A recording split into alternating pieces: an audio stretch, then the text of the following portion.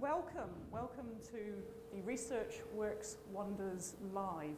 This is the first of two headline events of the Postgraduate Festival going on at Auckland University at the moment. I'm Professor Bryony James, I'm Deputy Dean of the Faculty of Engineering, and I'm your MC for tonight. And I'm genuinely delighted to be here. The four speakers that I get the pleasure of introducing are frankly inspirational, and that's why they're here to speak to you. But I wouldn't be an engineer if I didn't put health and safety first. So before we go any further, I would like to give you our emergency procedures for this lecture theatre. Should an oxygen mask fall from the ceiling, we will all be quite surprised. However, if the fire alarm sounds, please evacuate the lecture theatre calmly. There's a fire exit here at the front and the two doors that you came in through, and the assembly areas are on Wynyard Street and Grafton Road. Now, tonight's speakers represent big thinkers from 4 of our 8 faculties, and they're going to talk on a really diverse range of subjects. And what we hope is that tonight's event is going to inspire you all to consider your future direction, and hopefully that future direction will include postgraduate study and research, which will benefit not only yourself, but of course the future of New Zealand as well. At the end of the talks, we'll invite all the speakers back to have a seat and have a question and answer session. So whilst you're listening to their talks, the talks are quite quick, they're only 12 minutes each. Whilst you're listening to their talks, salt away the questions that you would like to ask. And you're welcome to ask not just about their topic, but about their own personal postgraduate and research journey. The event tonight is also being live streamed. I never thought I would be on a live streamed event, so hello to anybody watching from around the world. Sorry we're not Eurovision, but we are the next best thing. So, onwards straight away. Our first speaker is an entrepreneurial academic producing groundbreaking applied research and teaching in politics and government. She's a world expert in political marketing and won the International Association for Public Participation Research Award for Australasia. Her innovative course, The Practice of Politics, which she teaches here at the University of Auckland, explores the nature, suitability, skills and ethics needed to succeed when working in politics, government and international relations. Please welcome from the Faculty of Arts, Associate Professor Jennifer Lees-Marshment.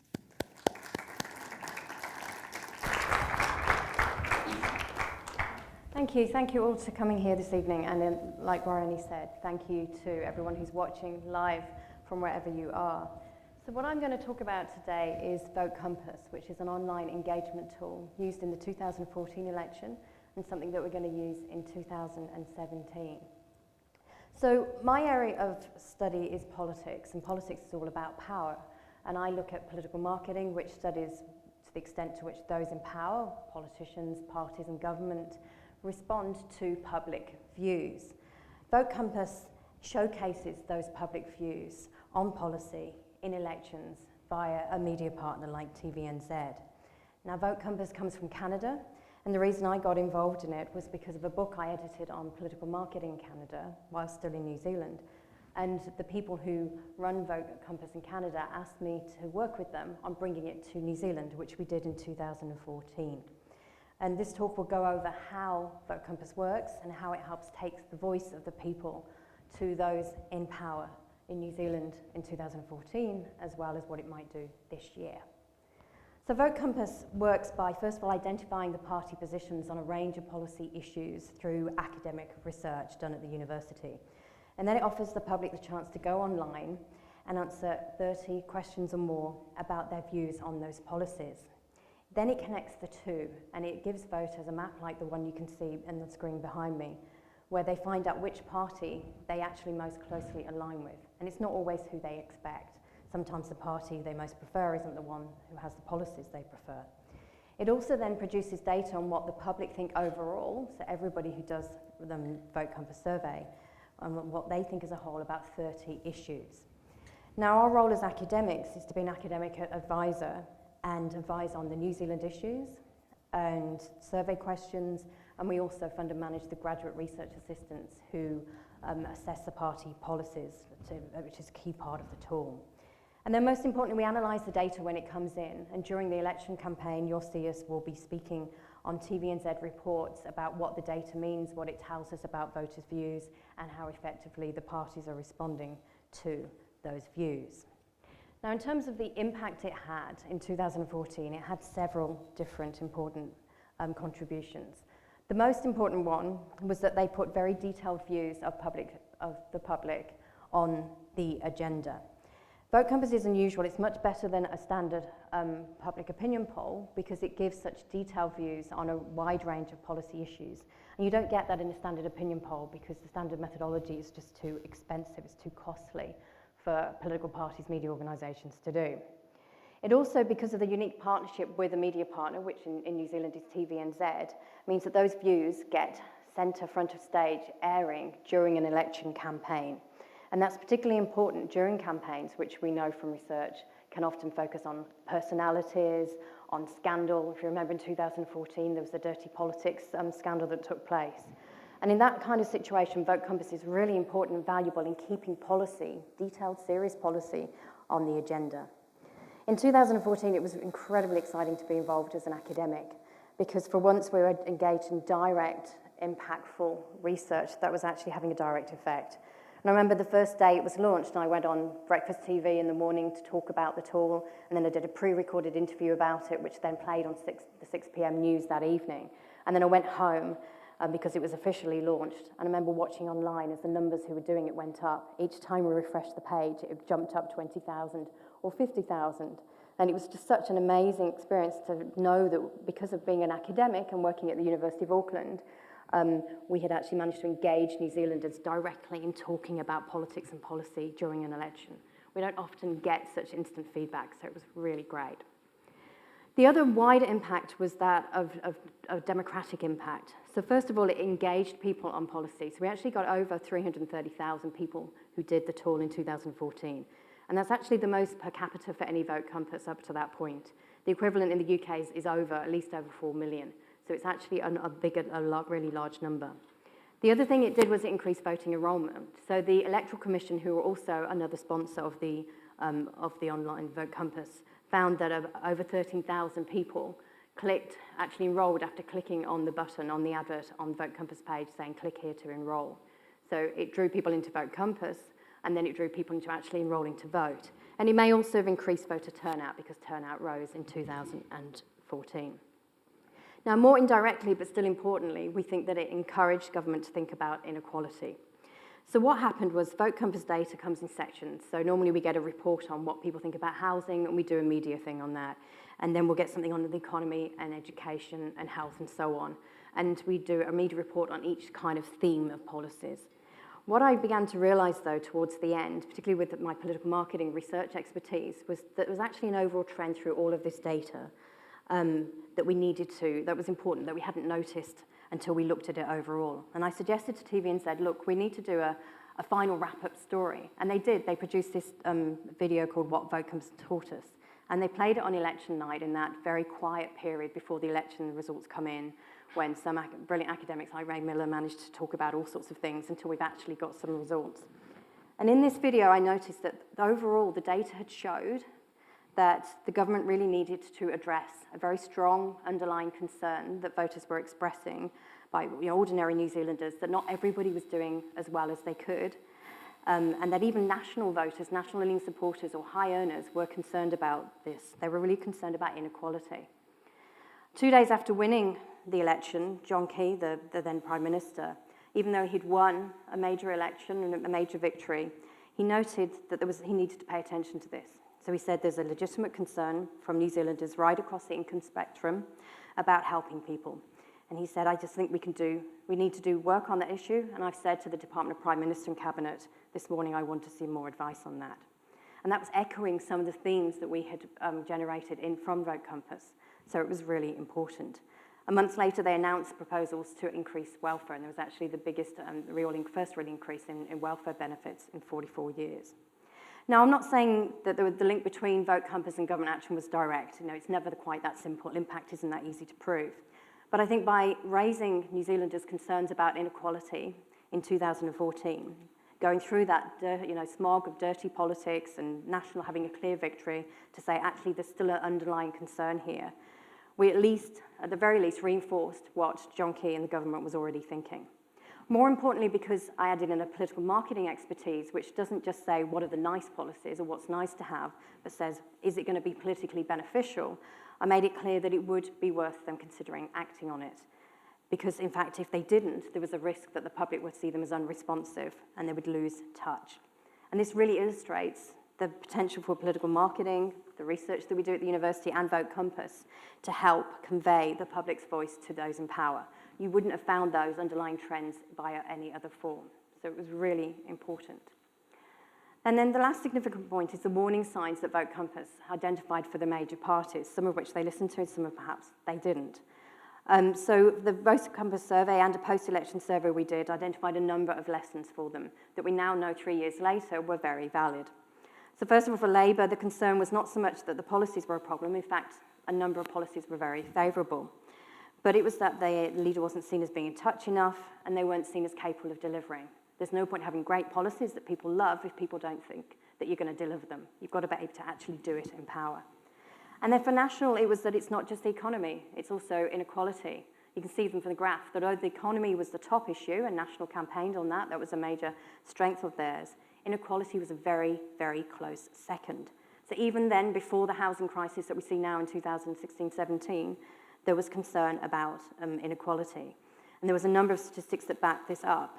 So nearly 70% of respondents wanted the government to do more to reduce the gap between rich and poor. 67% thought the government should build somewhat or much more affordable housing for Kiwis to buy. And this was back in 2014, before the housing crisis that we knew. And even National supporters had that desire. So nearly half of National supporters wanted the government to do more to reduce the gap between rich and poor.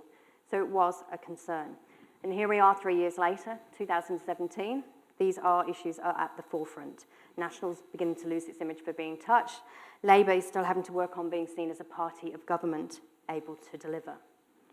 So in summary, looking forward to the next election, as in 2014, this year in 2017, we expect Vote Compass to play a similarly important democratic role. It's something that goes beyond the simplicity and superficiality of headline polls of who is ahead, what's Andrew Little doing and being seen to do compared with Bill English. And there are many hidden issues behind the rockstar economy that researchers at the University of Auckland are working with the media to bring to the fore. It's not just housing, but it's transport, gender, diversity, immigration, the regions. There's a lot bubbling beneath the surface. What Vote Compass will do in this year's election is it will help bring those issues to the fore. It will help raise voters' voices once again. And this is an example of the benefits that research can have, particularly when the university works in partnership in an impactful way with organisations like TVNZ and the Electoral Commission. And as for my own research in political marketing, it's something that can be applied to current events and produce advice for better practice. I have had several graduate students over the years working on issues like how responsive are the parties to voters, how do parties win elections, how to make the Labour Party marketable, how to stop National losing its responsiveness, why did the Trump brand win over Hillary's brand, and will Andrew Little or Bill English's brand personality triumph this year in New Zealand? And also with Vote Compass, we have graduates working on that too, actually getting involved in the exercise. So my final point is this. What you should do in 2017 is do Vote Compass in August when it comes along. This is an example not just of research, but actually making a difference in society. And your voice, just as those people's voices who did it in 2014, could actually have a major impact on the government, whoever is elected, because we don't yet know. Okay, thank you.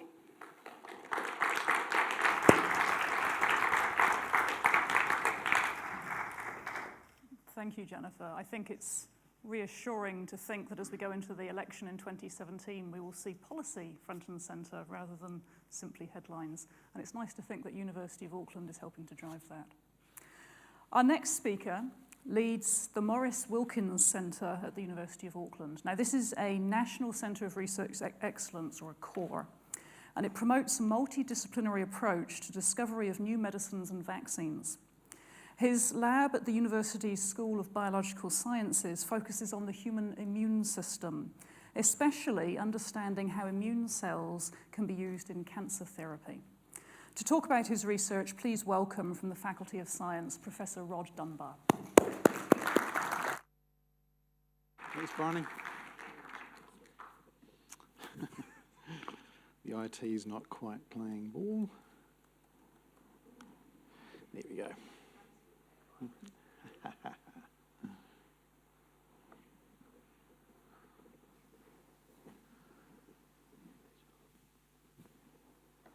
Great, we're underway.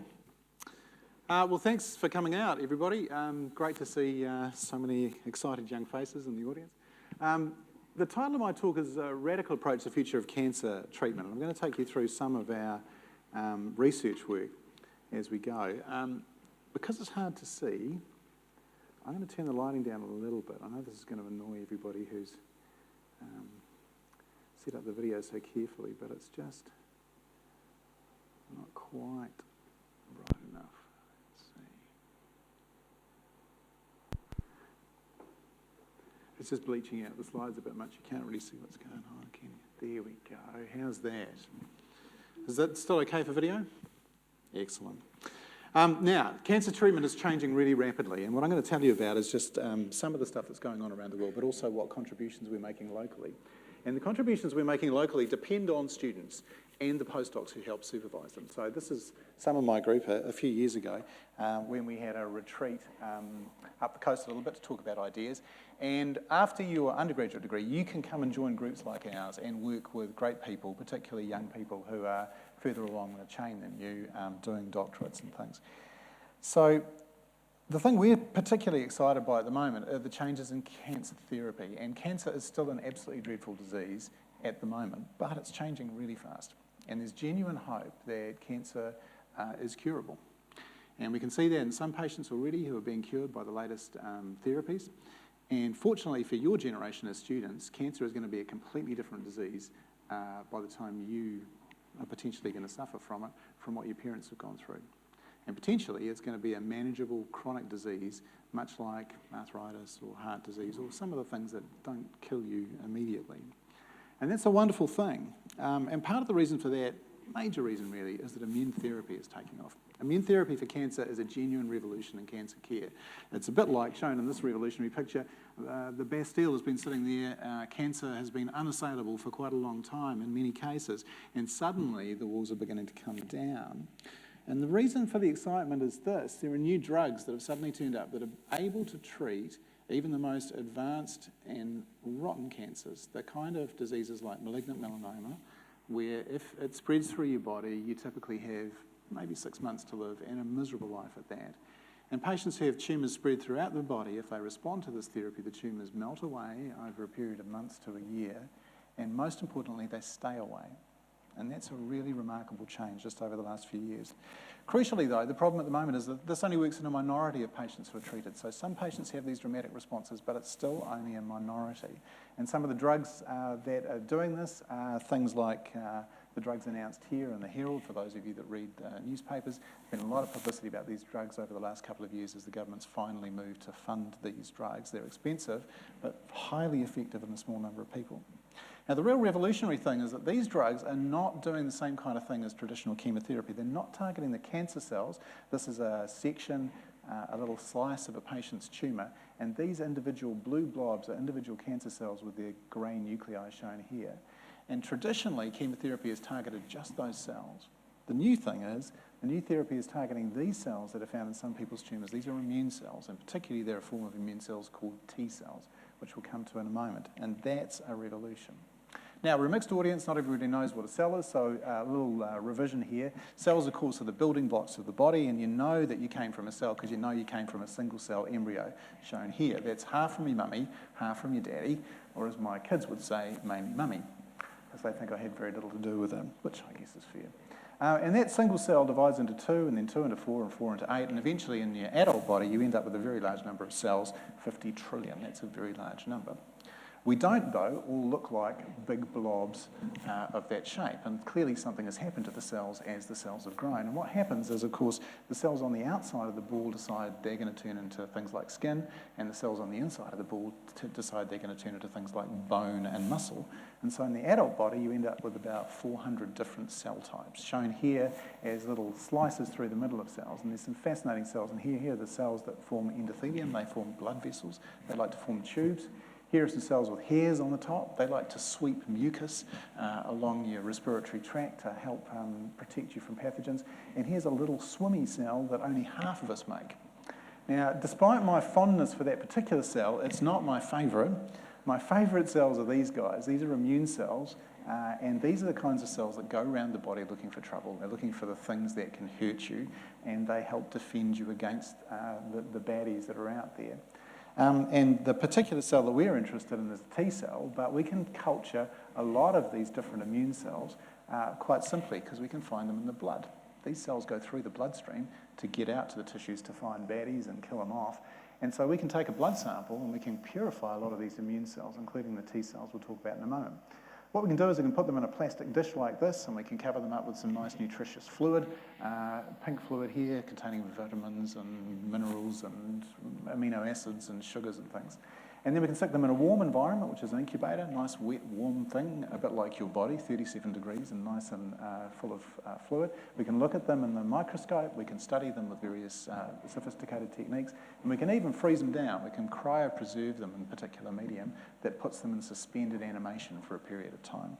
We can then wake those cells up and study them later, and some cell lines that we've got that we've purified from patients we've been studying for 20 years, and we can keep waking them up, putting them to sleep, waking them up again. So immunology, the study of these kinds of cells, is a fantastic thing to be doing because you can get the cells out of the human body, keep them alive. Now, it won't have escaped you notice that this person is not your typical lab worker. This is, in fact, my daughter, aged 5 years old, when she came in to have a look at some cells. And here's Dan Verdon, who was doing his PhD at the time, now, fortunately, a graduate, and has a postdoc position with us.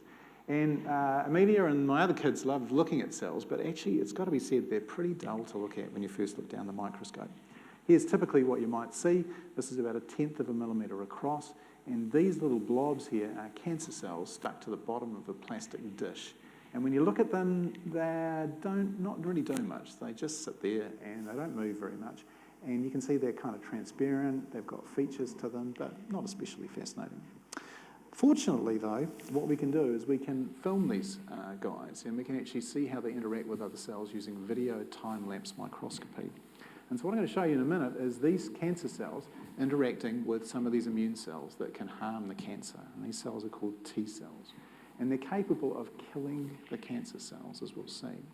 So when we roll the video, you can see that these cells are staying still, but these guys, these are the T cells, the immune cells, and they're moving around the body and around the well, just as they move around the body. And they interact with those cancer cells very briefly for a period of a few minutes, and then suddenly, bam, these crazy things start to happen to the cancer cells. What's happening to these cancer cells as they bleb is they're actually undergoing a programmed cell death. This is a program being activated inside the cell by the T cells, which makes the cancer cells die.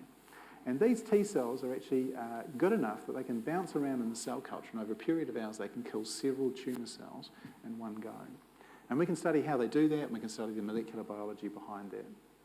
And in fact, this video was made by a master's student, Monica Booth, when she was doing her studies. Now, what's actually happening inside the cell is the T cells carry with them toxic granules, and what they do is they inject those into the cancer cells, and they inject them by making a contact point with the cancer cell and forcing some of those granules inside the cancer cells. That's what triggers the death process. Now, in fact, that picture I showed you before of cancer cells inside a real patient sample, so this is a slice of a tumour from a patient, these melanoma cells are all fine. This one here that has a T cell right up against it is undergoing exactly the same cell death process you just saw in the video. And we know that because it's got these holes in it, these blebs, and its nucleus is breaking up. So we know in many, many patients the T cells can get into the tumours and they can kill the tumours. Which raises the immediate question, why don't the T cells win? In other words, if these T cells are so good at killing the cancer cells, why do the patients still have cancer? And over the last few years, we've really realised a lot of reasons for that, but the dominant one is this. When the T cells get close to the cancer cells, they have stop buttons that start to pop up on the outside of them, and the cancer cells often press those stop buttons and switch the T cells off. So T cells can get into the tumours, but they get switched off in the tumours. And we know a lot of the molecular detail about this. We know the molecular detail about what the stop buttons are. There's a molecule called PD-1 that's shown in green here. But we also know the molecules that push those buttons that the cancer cells have, shown in red here, like the molecule PD-L1, that's the counterpart of the PD-1. And of course, the new drugs that won't surprise you, like Keytruda, Opdivo, and now Tecentriq, are drugs that block this process. And so by blocking that switching off of the T cells, they re-energise the T cells can go on. And in some patients, they can clear very, very advanced tumours and cure the patients, which is fabulous. The problem is, some people don't make enough T cells. So sometimes when we look at these tumours, there aren't T cells inside the tumours. There's no killing going on. And so it immediately raises the question, in those patients, they're not going to respond to these wonderful new drugs. We're going to have to make some more T cells inside their bodies. So the questions we've been asking over the last few years, can we stimulate cancer-killing T cells inside the body? And secondly, can we purify cancer-killing T cells and infuse them into patients? So we've been working for many years with Margaret Brimble, who's our outstanding medicinal chemist at the university. She's world-renowned for the work that she does. And she has helped us make some new vaccines to stimulate these T cells. And what they allow us to do is take molecules that we know are inside cancer cells and tag them with an alarm system, an alarm signal that the immune system recognises, and use those as vaccines. And when they're injected, they stimulate the T cells to grow and respond to that particular cancer molecule and kill off the cancer cells.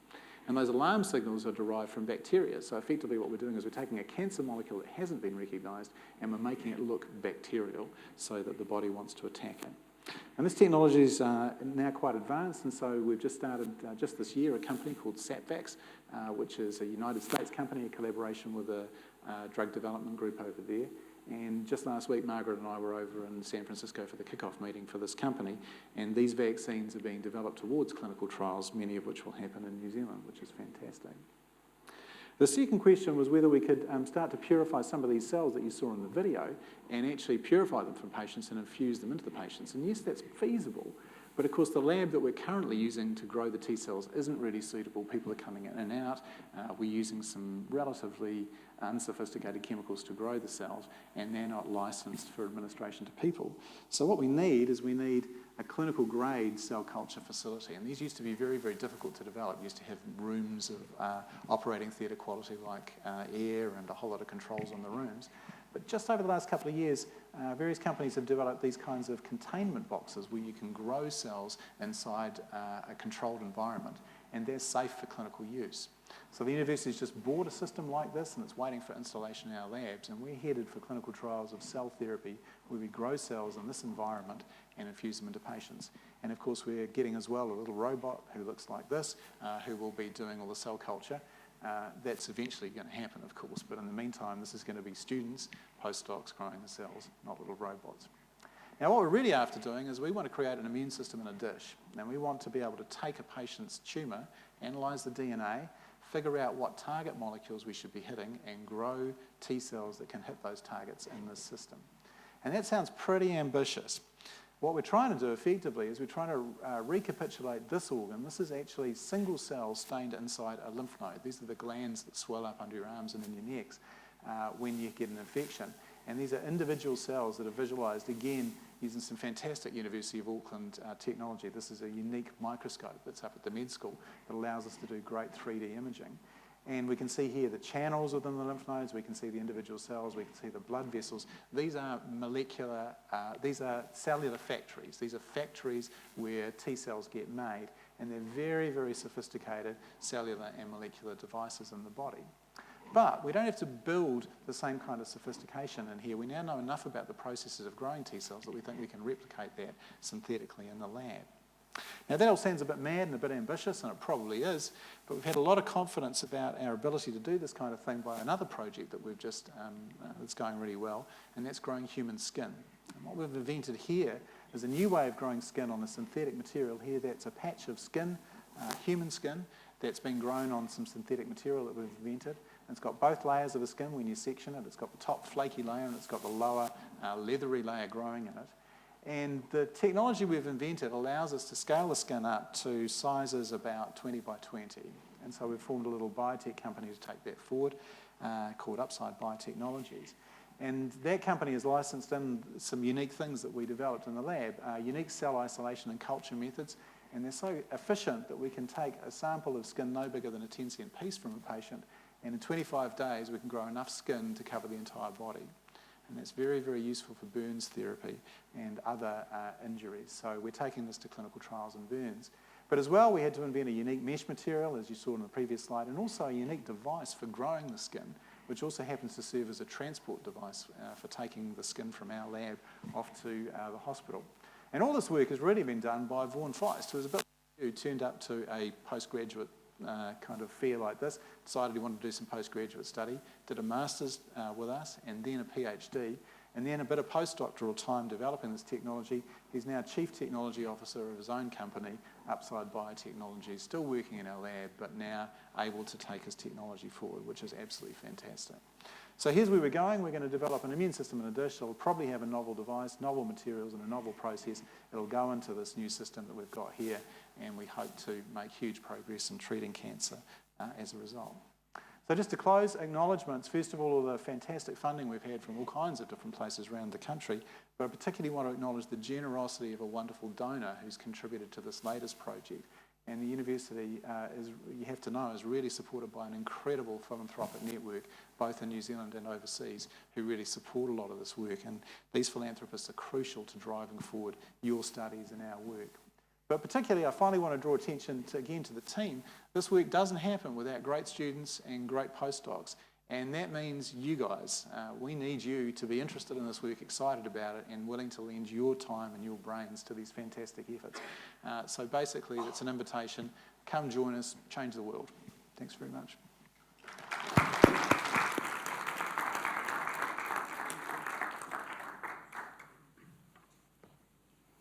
Thank you, Rod.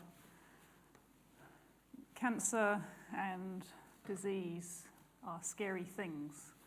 I don't know if you remember, when you were a kid, what were you scared of? You were scared of simple things when you were a kid, and you get a bit older and you get scared of really complicated things, and you get a bit older again, you get back to being scared of simple things, and you kind of go through these cycles, and you hit my age, and you're kind of terrified of cancer. So actually, this is really good news. Hopefully you get there before I'm in that age bracket, but certainly it'll be before many of you are in that age bracket. The university really values graduate research. And graduate study comes in all sorts of different flavours, but the pinnacle of graduate study is the PhD. It's a research piece, you take ownership of it, and the university recognises that in a number of ways. PhDs are supported by funding, PhDs get to work with incredible supervisors. One of the ways the university recognises the value that we place on the PhD as the pinnacle of our graduate study is that the Vice-Chancellor every year gives 5 awards to the best PhD thesis from that year. And it's always a very, very competitive field. Our next speaker, getting a little bit of echo here. Thank you. Our next speaker won one of those Vice-Chancellor's Best Doctoral Theses Awards in 2014. She's a lecturer in Biliteracy Pacifica in the School of Curriculum and Pedagogy. Her recent research interests centre on Pacific learner success, identity construction, and experiences of education. She's particularly interested in bilingual, biliterate, bicultural outcomes, teacher professional learning and development in second language acquisition and biliteracy, and mixedness in Maori, Pacific whānau, and families.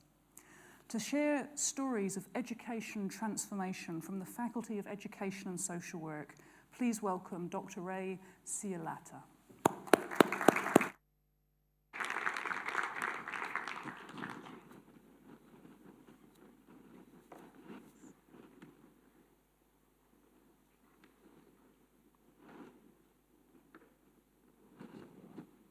Tēnā koutou katoa, ngā mihi mahana kia koutou, I runga I te kaupapa o te rānei. Tēnā koutou, ngā kai kōrero I tēnei pō. So what is transformation? Well, I looked it up in the dictionary, and it says it's a marked change in form, nature, or appearance. And so thinking about that, I was thinking about our English medium education system, in Aotearoa for Māori and Pasifika students, it really needs transforming. And how do we know? How do we know it needs transforming? Well, because Aotearoa on the world stage of educational measurement has been found wanting.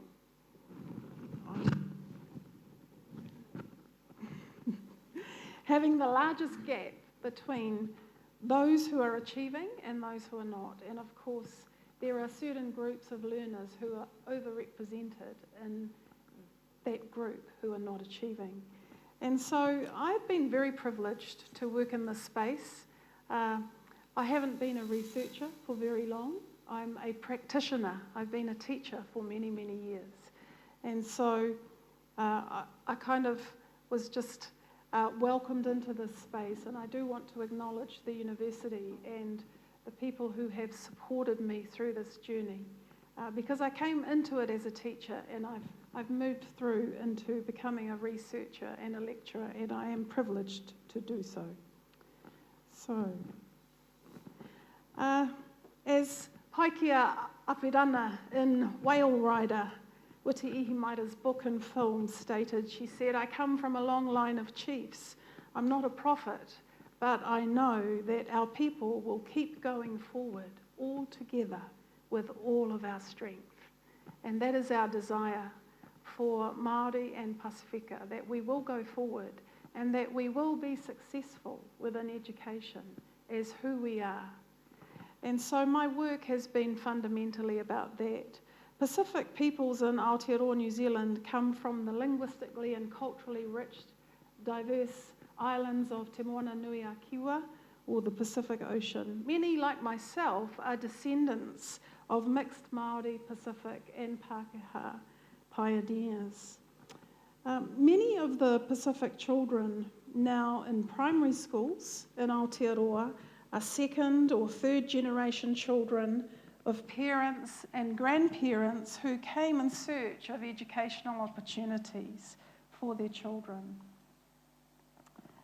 Some first generation pioneers came from island childhoods full of rich experiences, complex knowledge systems, and with deep expressive language and cultural resources. Stories of their New Zealand schooling experiences reveal that these resources were not always validated, expected, or utilised within the teaching and learning space. So what is it that needs transforming in the educational space? I only have time to tell you two stories and for you to hear two voices from my research. First, I want to tell you a pre-transformation story, which is typical of many of the stories told by our parents and grandparents when they came to school in Aotearoa, New Zealand. It's a story that comes from research into mixed Māori Pacific identity construction. But this is not a story told by a parent or a grandparent, but by a young man who experienced this as a 12-year-old not so long ago. It's a story from the boy in the photos, and shortly after his arrival in Aotearoa from Samoa. So I'll just tell you the story. When I was in year 7, I was called Sam, the brown Sam in the class. There was another Pākehā Pālangi Sam in class, so there were two of us. In art class, we had to do a work of art. I used pastels to create a vibrant and colourful artwork of a mixture of Pacific floral and traditional patterns. A few weeks later, the art teacher, a middle-aged Pālangi lady, came into class exclaiming that she had entered White Sam's artwork into a big inter-school competition and that he had won.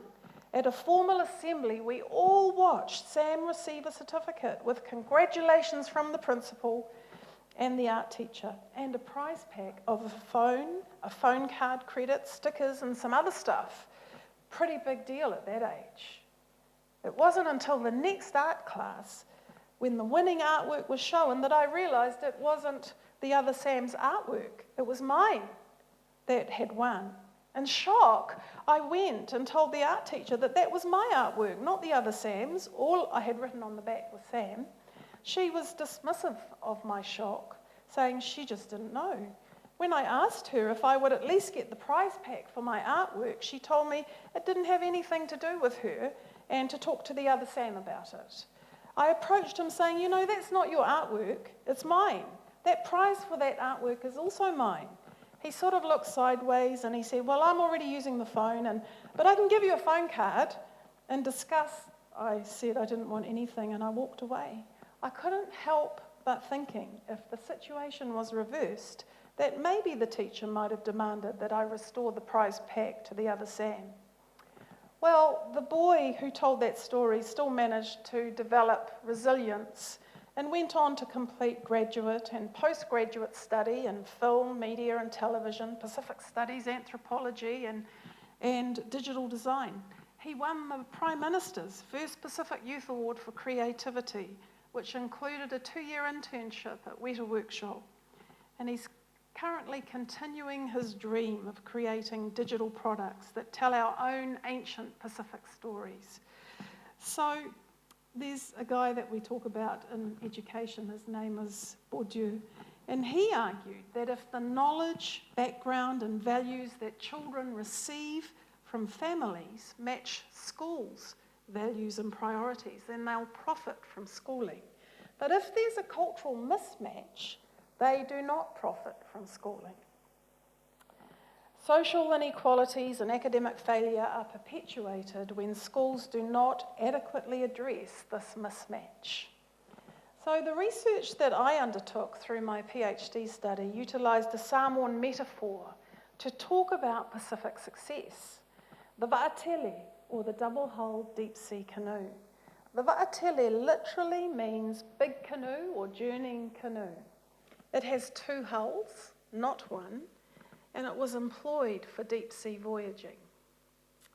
To understand the metaphor in relation to Pasifika learners and their experiences at school, the double hulls are compared with Pacific learners' journey through the schooling system as bilingual, bicultural people. One hull may be seen to represent the language, literacy, culture and worldview of home, while the second hull is representative of the language, literacy, culture and worldview of school. So it's our dream and desire that through the research work that we are doing and the work that we're doing with many teachers who are doing amazing work in schools, that our Pacific young people will see that they can be successful at school as who they are, and that what they bring with them will be central to that academic success.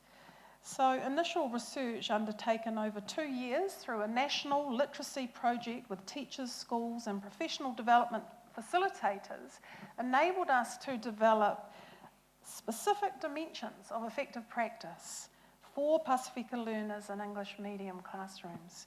And the research demonstrates that if teachers employ these dimensions in their practice, their Pacific children were enabled to be successful in both worlds. Teachers who were expert at explicit language and literacy teaching across the curriculum also enabled their Pacific children to see themselves represented in the valued knowledge of school.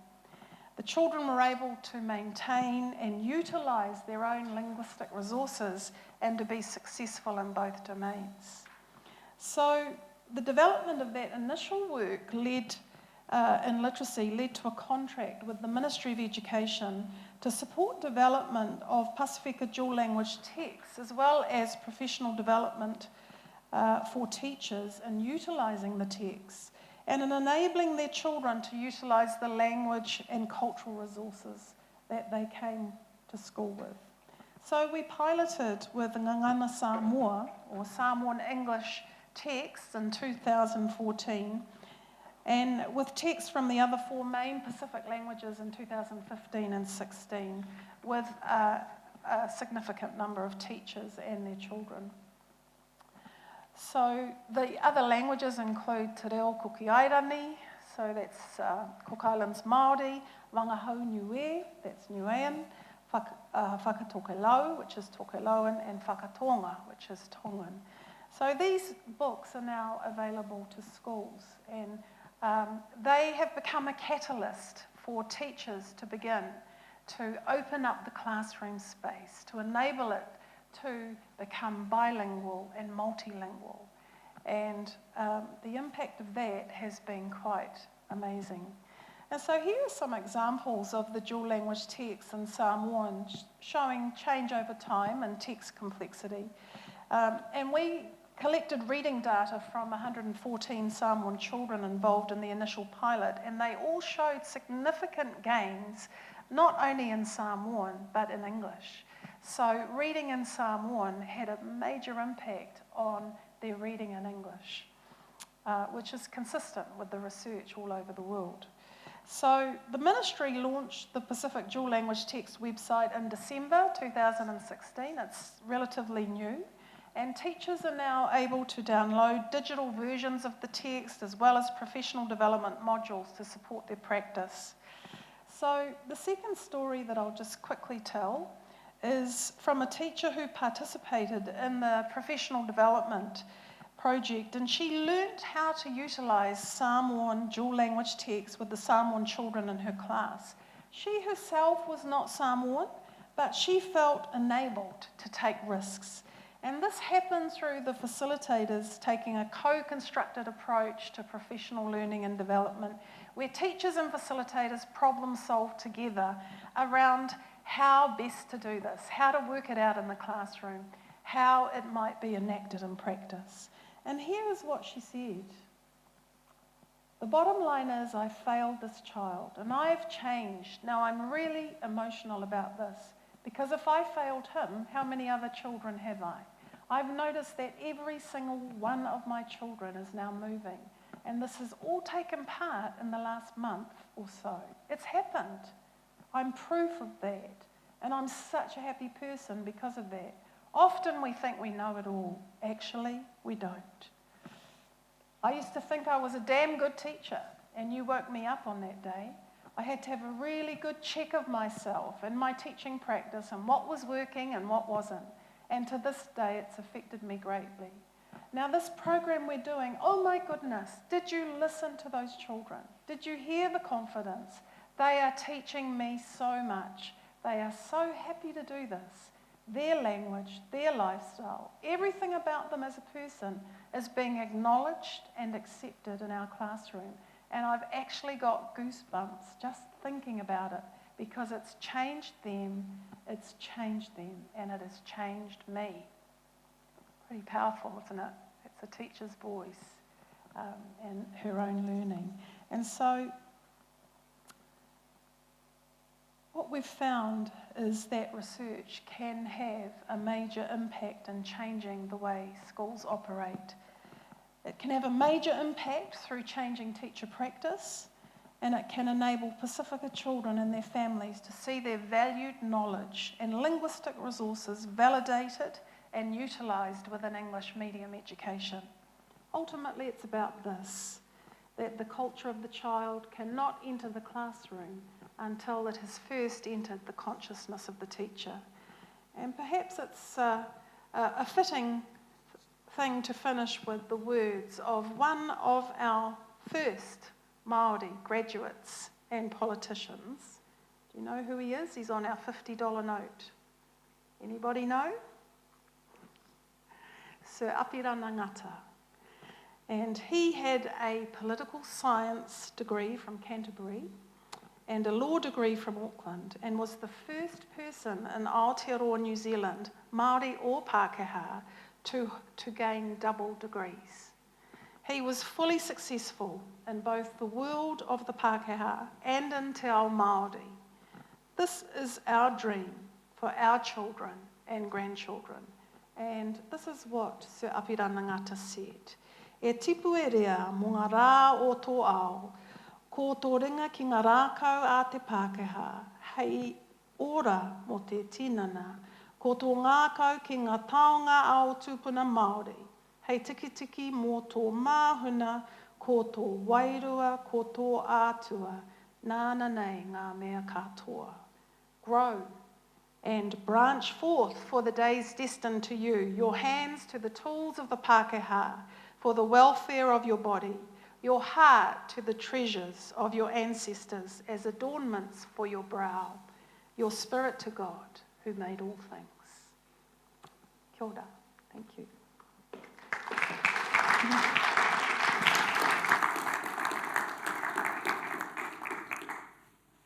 Thank you, Ray. That was beautiful. I think what Ray illustrated there is that research is transformational. It's transformational for the people undertaking the research. It's transformational for the people who can take up that research. I'm going to be super indulgent now because your talk made me think of one particular thing, your teacher's voice, who said, "They have taught me so much." As a lecturer in this institution, it's the students who teach us as much as we teach you. This symbol here is the symbol of ACO Aotearoa, the Tertiary Education Academy of New Zealand. And ACO captures that idea that we teach each other. That continues when you continue with postgraduate research. And more you become the teacher, and your supervisors and colleagues become the people that you teach. So one last speaker, and the closest and contemporary to you. This is a PhD student who handed in the final copy of his thesis today. He's done. He is, in all but name, a doctor. Originally, he completed a conjoint Bachelor of Arts and Bachelor of Engineering degrees at the University of Auckland, of course, in 2012, and he began his PhD in the Auckland Bioengineering Institute in the same year. His thesis focused on the development of user interfaces for brain modelling software being developed at the Laboratory for Animate Technologies. He's currently employed at Soul Machines, a company founded by his supervisor, Mark Sager, one of our few academics to have won an Oscar, where he's working on further extending the software developed for his thesis. To talk about his role in creating expressive machines, please welcome Paul Robertson.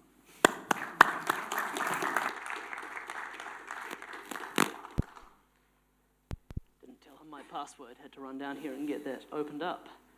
So, I didn't actually remember I'd put quite so much about myself in my bio. It happens to line up quite nicely with some of the early slides in my talk, which, if it starts up, there we go, good. The talk is alive. So, yeah, I'm working at a company called Soul Machines. We're a startup company founded about 10 months ago from the Laboratory of Animate Technologies at the university. And we employ about 40 people now, so it's really cool. We've grown pretty fast. And I'll talk a bit more about what I do at Soul Machines, but since I am the recently finished doctor person type thing, or as my supervisor called it, you can be called Durr now. Why am I here? I'm not a fantastic research lab leader type person, lowly recent PhD student.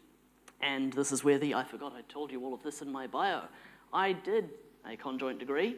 The reason I chose to do a conjoint degree was partially because I find more than one sort of subject area interesting, partially because I'm chronically indecisive. I didn't really know what I want to do. I still don't really know what I want to do. I'm here doing this now. Who knows? I wanted to keep my options open, and that also influenced the decision to do engineering science as a specialization, because I'd heard that their graduates end up in any number of different jobs. You don't get channeled into sort of one specific thing. When I finished, I wanted to keep learning stuff. I wanted to keep exploring stuff. Doing a PhD was a sort of, an obvious next step there. And again, in my introductory bio that I totally forgot I'd written, look at that, user interfaces, visualization, neural systems models. That's the really quick summary of the thesis. The full version is a bit longer. And conveniently, near the end of finishing up my sort of draft submission version, my supervisor, Mark Sager, decided he was going to found a company. So in terms of finding a job post-PhD, that's possibly the easiest story you'll ever hear. I sort of just one day was no longer working as a PhD student and was just an employee, and that was about it. It was really convenient, I've got to say. But since we're here to talk about postgraduate study, yes, the clicker worked. Let's focus a bit more on that arrow there. How did I get from undergraduate to postgraduate? So initially, it was a sort of story with two flavors. One was it was really easy. The other, it was a little bit difficult and disappointing. Initially, I wanted to go overseas, and I was sending lots of emails everywhere and getting a lot of silence back. Sometimes it turns out professors are really busy people, and they aren't going to reply to every email they get. Sometimes they did, and they said, great, where's your funding? What topic are you going to study? I don't know. I thought that was your job. No, apparently you have to actually think about that sort of stuff, and you have to apply for scholarships last year, always. So that was my initial experience of finding a PhD, but then I saw a talk by this Mark Sagar fellow with some cool digital faces and thought, yeah, that's cool, I want to do that now. And his email address wasn't even listed on the university websites at the time. I had to guess it.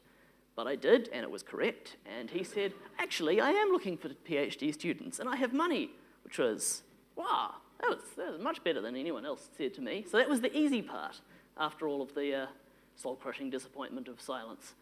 Anyway, let's talk a bit more about what Soul Machines do. Let's change the slide clicker. Come on, let's move things along here. Or not. Oh, this is exciting. I would really like to show you the next slide, but apparently we're not feeling that buzz down here. Oh dear. Ah, here we go. It's alive once more. Good. So, at Soul Machines, we're focused on humanizing computing for humanity.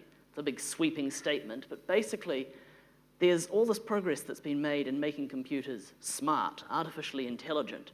But what we would really like to do is to make them emotionally intelligent, to give them the power to communicate, to express in a more human way than just simply, robotic monotone or printing text to a screen.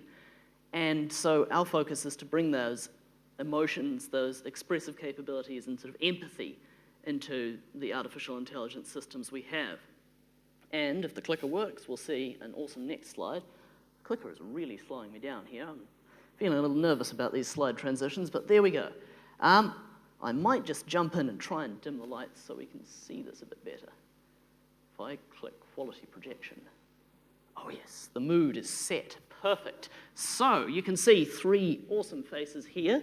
I'm wandering in and out of the mic. I'll try not to do that so much. But these three faces, these are three characters, three avatars that we have at Soul Machines. Roman, Nadia, and Rachel. Now these are all based on real people.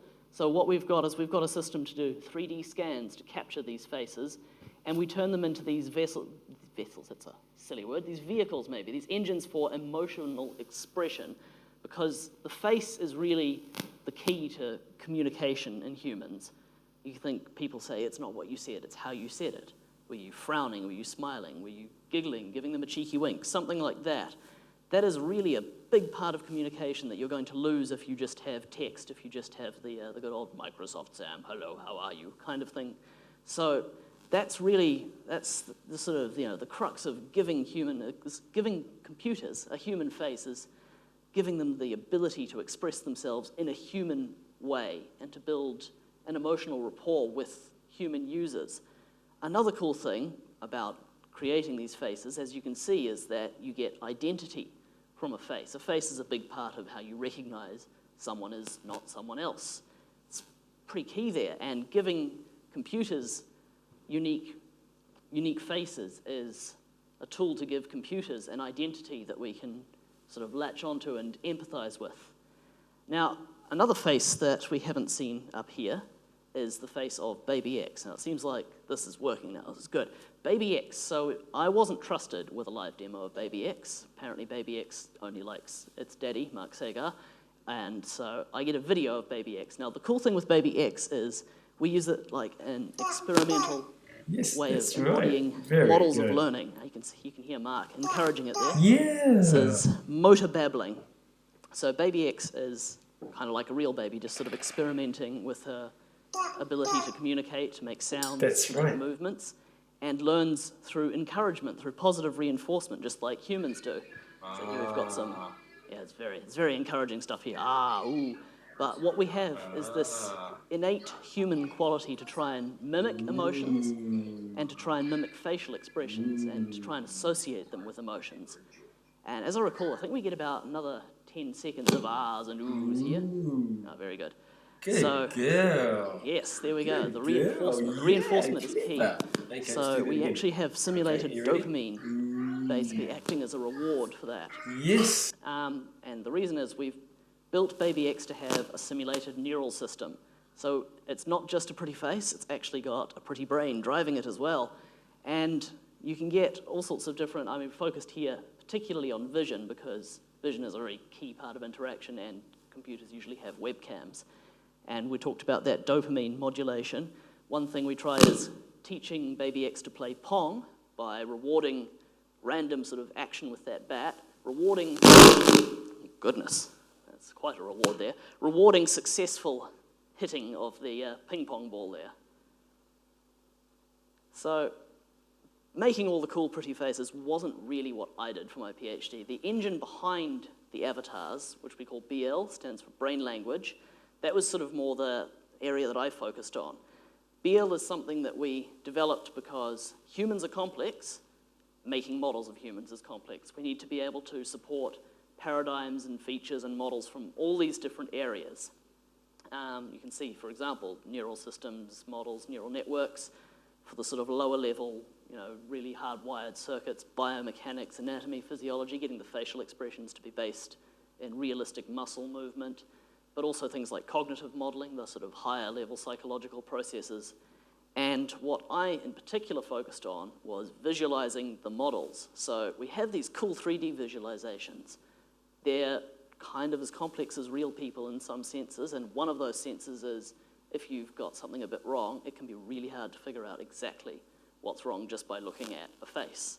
So I needed to make a system that let us see in a sort of more schematic sense what is going on, how are things connected, how are they communicating, what's happening in real time. And now this is one thing, a piece of wisdom, you never ever do a live software demo. So let's see how that works out for me. So I am allowed to demonstrate this because this software I'm about to show you is, in a slightly more virtual nutshell, my PhD. This is what I worked on, and it should take about another 2 seconds to boot up. So let's see if the live software demo will play nice with us.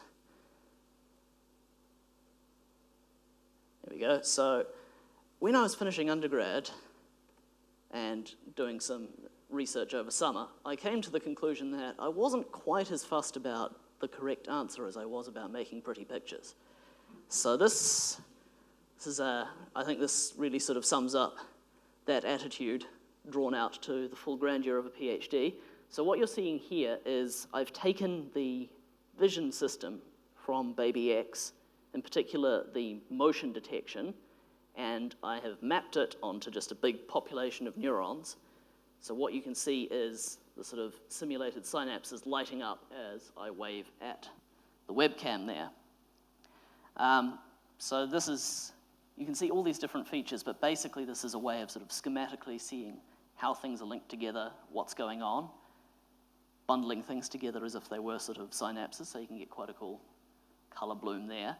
And also, and this was another important part of my research, was it's all well and good to see how things are linked together and all of that, but what also can be really important is being able to basically start playing with different parameters in a simulation, because these simulations, being as they are real people, kind of, are about as complex as real people, and it can be really hard to predict what's going to happen if you just change a number, save everything, stop, start again.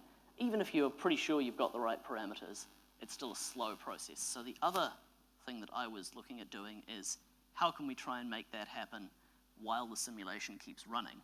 So what we're seeing here is this motion, and you see how as I move, the neurons that have been activated in relation to that motion get activated, but then they kind of fade away.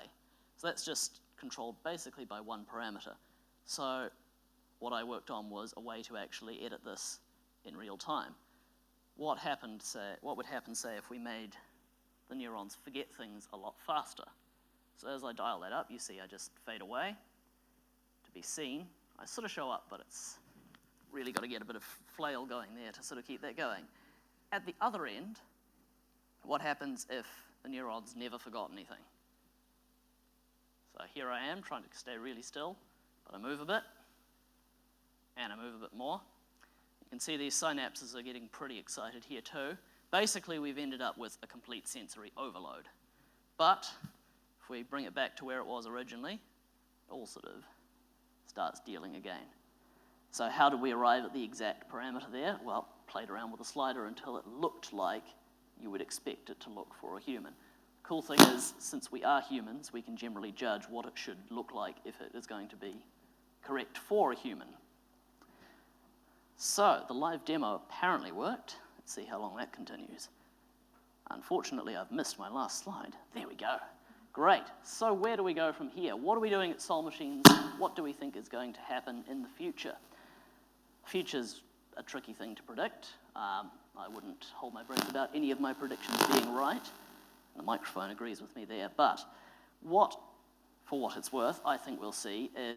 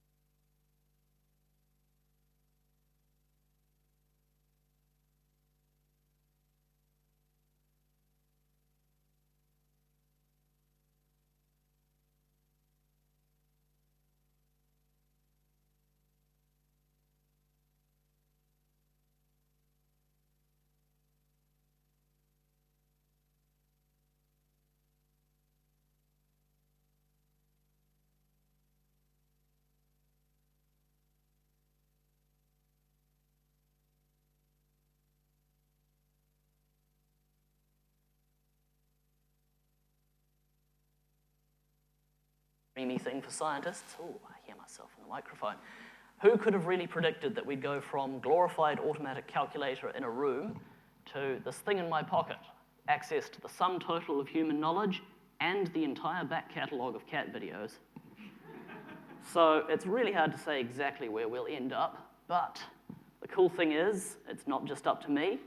Maybe you've got an idea now. You've seen something, not just in my talk, everyone's talks. Maybe you've seen something and you think, yes, I want to learn more about that. So you hear people say, what are they going to do next? Like, man, there's all this stuff happening. What are they going to do next? So I've had a lot of fun and learnt a lot doing my PhD, and I think it'd be really cool if people in this room helped create what we're going to do next. Because ultimately, what are we going to do next is a very big question, and I think that's an exciting thing to look forward to. Thank you.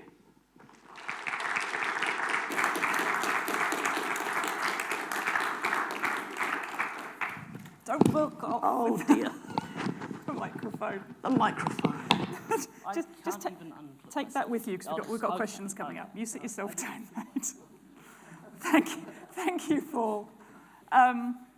Very brave to do a live software demonstration. Never work with animals, children, or software. I would also like to say I'm fairly certain that our photocopier already has a personality. So if you could just sort that one out for us, I'd be really, really grateful. Now, hopefully what you've taken from the talk so far is that research really does work wonders. Every one of our speakers this evening so far has talked to you not about some abstract, pointy-headed ivory tower version of research. This is research that is having a real impact. Our first speaker showed you the impact that you can have on the political world, getting policies front and center of our politicians. Our second speaker is fighting the fight against cancer. Our third speaker showed us how we could enhance educational outcomes for our Pacifica learners. And then we had our fourth speaker talking about putting the human into the human interface with machines, which is either super exciting or ever so slightly creepy if you get creeped out by that BabyX thing like I do. But now we have the opportunity for you all to ask them some questions. So I'd like to invite all 4 of our speakers, please, to come and grab a very highly lit up seat. Now, I guess what's going to happen here, because this always happens with anybody sitting in this particular type of room, I say, right, over to you, any questions? And everybody kind of shuffles and you've all been awestruck into silence because these were very, very inspirational talks. But dig deep. I'm sure you've got some questions. If you're thinking about research or postgraduate study yourselves, don't feel limited to the topics that you've heard about. Ask our speakers anything about their own postgraduate journey. So, do we have any questions? Go on, be brave. Yes? So, just in general, how do you... Hang on a sec, there's a microphone coming. Just to make your life really miserable now. So, how would we get access to get into research positions like this in the future after our graduations? That's a very good question. Speakers, which one of you would like to tackle that? Okay. Oh, I think you still might. Oh no, somebody had. Oh, very good. I'll lean off your yes. two mics. I think it's all about relationships. That I was very well supported by lecturers that I was working with and who really mentored me through my academic journey and provided some really good direction. So I don't know about other areas of the university, but certainly in education there's a very strong mentoring culture, and I think it's all about research making a difference in practice, and so that was how it came about through just, actually I was offered the opportunity to engage in research, and that kind of took me down that pathway. So relationships are really important, and to build good relationships with senior academics. I think if you don't find yourself with a lot of strong relationships with senior academics, though, you kind of do just have to start getting out there and saying, hey, I want to do something. Has anyone got something going? Like I said, with my experience of there being a lot of radio silence, that's always a possibility. Try not to let it set you back, but I think also it can depend a lot on who you contact, because I think some of the PhD students I've known, it was very much, there's a project for you, it's all kind of laid out, you just need to get in there and do that. Whereas with Mark Sager, you can do anything and everything and you can find your own path, which of course meant when I said, do you want a PhD student, it was yes, and then details not relevant, just yes, sure. And so I think it's important to also at least have some idea of what you want to do, but because some people have sort of projects that slot into their research direction, you can't be too fixed on this is the exact thing I have to do, because then you could find yourself having a lot of trouble finding someone who is willing to supervise that. Cool. I'd like to add a little something to that as well. What you start doing your PhD, and if it's a PhD that is the route you take, what you start doing your PhD in doesn't set your route in stone. A PhD is a skill set as much as it is a project that you pursue. The project that you pursue is actually the vehicle for learning that skill set. So, as Paul said, you either apply to all the people that you want to work with in the world, and one of them gets back in touch and goes, yep, sweet. Or, as Ray did, you have a particular passion and you drive that passion. And everybody has their own story for how they get into where they got to. I just wrote to every single English-speaking university in the world apart from America, because, you know, Trump. Not then, but it was heading that way. And just some dude in New Zealand wrote back and said, yeah, sure, come and do a PhD.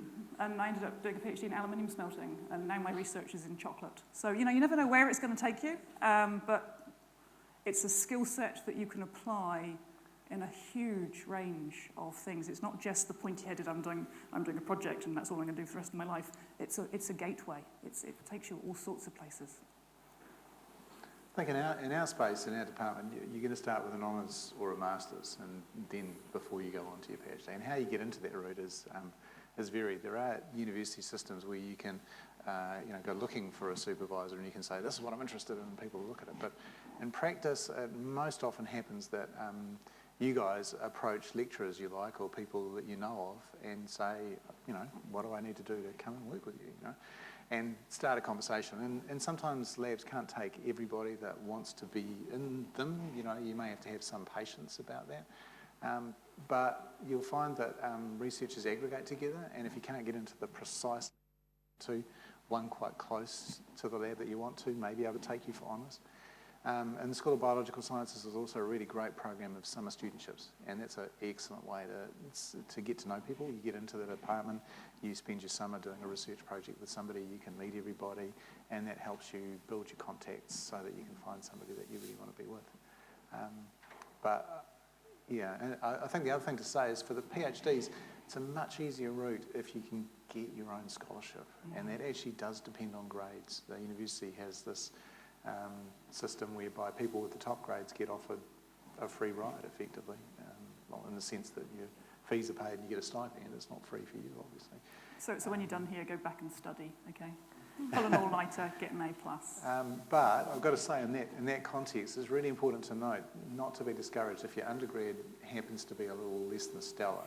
Doesn't mean you're not going to have a great future in research. If you have the commitment, particularly for people who have started university perhaps a little rough and then slowly got into it and really figured out that this is the life for them. Quite often we see people whose grades are lifting and, maybe with a B+ average or something like that, make fantastic researchers down the track. So don't be discouraged if you don't hit that top grade, but then funding becomes slightly more difficult. You'll have to find a group that has some funding for you, particularly for the PhD.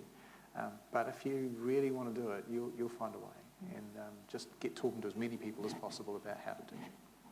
Now, just to put you all on your mettle, you here in the room, the online people are dialing in with questions. I didn't even believe there was actually anybody out there, so hi, all, both of you. So we've got some questions for each of you. Jennifer, you first, from somebody online out there in the big wide world. How engaged/apathetic do you think millennials will be in this election as compared with the 2014 election? I would have thought that they would be more engaged, because I think generally that events like Brexit and Trump have really engaged people worldwide, and I've heard even students I know who were already engaged say, I think I need to go and get involved now, really get involved. So I would expect millennials to be more engaged, particularly with something like Vote Compass. We tend to find we get the young people involved because it's an online tool and it's designed to suit them. So I think they'll be more engaged than previously. Cool. This person would also like to ask what you think the key policy issues will be for the public in this election round. I think it's quality of life issues. So it's things like transport, housing, jobs, opportunity, a sense that not everybody's able to get ahead as easily as they could, that the ladder might be a bit broken. So that's sort of the broad issues, but the specific issues will be things like the infrastructure, the housing, transport, and that sense of just not quite being able to get there as easily as we could, which isn't an issue as such, but that's just the underlying feeling. But I also think I can't predict it, and what I mean by that is we're going to try and be very open to issues that might emerge, because rather than try and have a fixed view, we think we know what New Zealanders are concerned about, because I think there's underlying things that we haven't seen, that haven't come on the agenda. I had to play with Vote Compass, and you answer the first set of questions, and then you get the option to answer more questions, don't you? And I just kept going. It was like, more questions. I need to answer more questions. And it was all quite cathartic in a way. So Rod, this question has come in from online for you. I was interested in the synthetic skin you talked about, and I wonder what the uptake of the skin is in terms of being rejected or accepted. Now, I don't know if that means really morally or physically. No, I think you're talking about physical rejection probably, and this is an autologous product, is the word for it. It means it's made from your own cells. Oh. So there's no rejection. And not anticipating any rejection when we get to clinical trials, because we take a little sample of the skin from the patient who has the burn injury and then grow the cells from that. Wow. Yeah. That's amazing. And the whole point is to accelerate the growth of the skin so that we can have it available for the surgeons when they need it, which is any time within the first few weeks, because major burns take a long time to treat. Yeah, that's incredible. This is also for Rod, but I suspect actually this could be for any of you in if you reinterpret the context. If you could conduct any experiment with no time, money, or ethical concerns, Ooh. Ooh. What would that experiment be? Goodness me. Well, the ethical concerns is, I'm afraid it's just not an issue. I'm not interested in doing things that are not ethical, obviously. But any experiment, the most exciting stuff to do is to treat people. That's really what we in our group really like to do. And so if money isn't an object, unfortunately, because of some of the support we've had, it's beginning to get a bit easier for us, particularly the philanthropic support. Treating patients who have cancer is something that we really want to do, and helping patients who've got cancer, because in the immune field, things have really moved beyond the dish and beyond the mouse. It's now about what happens in people when they have these treatments, and that's where we want to be. What's the timescale of clinical trials? I mean, how long does it take to go from the dish to pills that people can take? Long time. So the vaccines that we've been developing have been 4 or 5 years in development in Margaret Brimble's lab and our lab, and are now likely to go to clinical trials within 18 months or so. So it's a long time. Yeah. But one of the limitations there is you have to discover something that's patentable and able to be, a real treatment that can be commercialised. So that means you have to make unique discoveries, and that takes a little while. Yeah. The next question is for Ray. So this is the last one we've got online at the moment, so you need to be, ready to step in here, people. Ray, it was interesting to hear you talk about the link between children who are bilingual becoming better at their English. Can you talk a little bit more about that? So there's a very strong body of research about this. So we basically call it teaching for transfer and translanguaging. And so traditionally we've always thought that in bilingual contexts we should keep languages completely separate.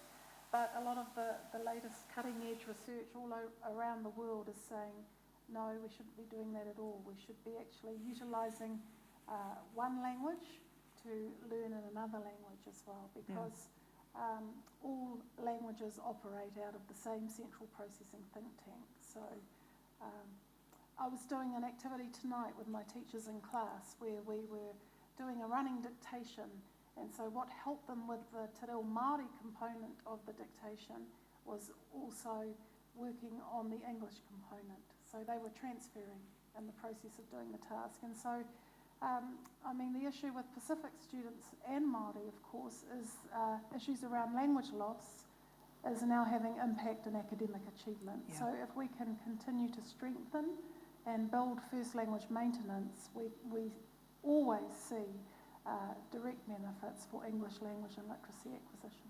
Cool, thank you. We're getting close to running out of time, but if there are any other questions, we can certainly make time for those. So is there anything else, burning issue that you'd like to raise? Yes. Well, Rod, do you generally accept people from biomedical studies into masters? As opposed to a straight science degree? Yeah. No, either. Really, it just depends on having a fundamental science background, one way or another.